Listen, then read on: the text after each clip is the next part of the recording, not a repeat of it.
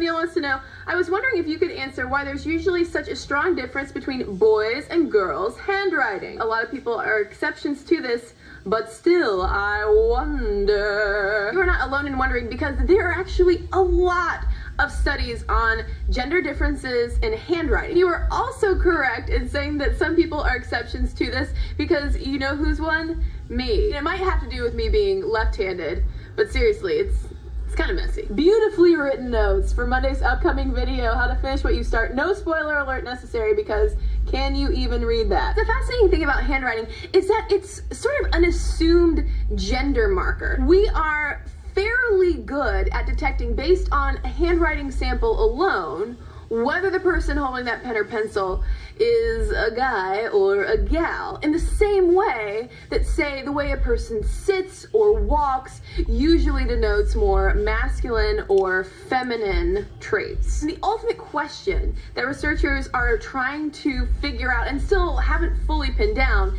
is whether observed gender differences in girls having neater, cuter handwriting and boys having sloppier handwriting is a matter of nature or nurture. On the nature side of things, there was a 2005 study that came out of the University of Leicester, which correlated progesterone and estrogen exposure to female fetuses in the womb and girls' neater handwriting. Those hormones influence the digit, i.e. your finger ratio, which influences how you're going to hold your pencil, which influences how well you are going to write. However, the study did not find that the reverse was true for prenatal exposure to testosterone in boys. The primary nature-related argument for girls having neater handwriting is that our fine motor skills tend to develop a bit faster than boys in early childhood. When we're all learning how to write, girls have finer tuned fine motor skills than boys do, and by the time boys catch up to us,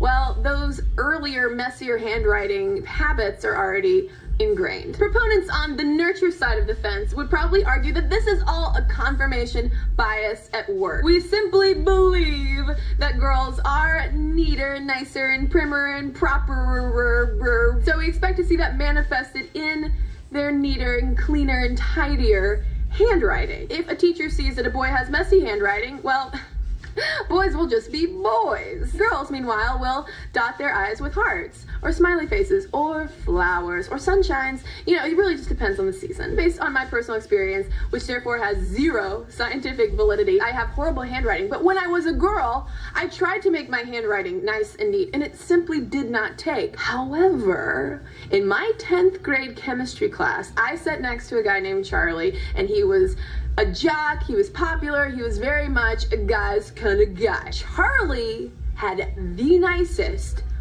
stereotypically girliest handwriting I had ever seen. It was beautiful. So it seems like this kind of gender marker isn't necessarily inborn, but it isn't necessarily just socialized into us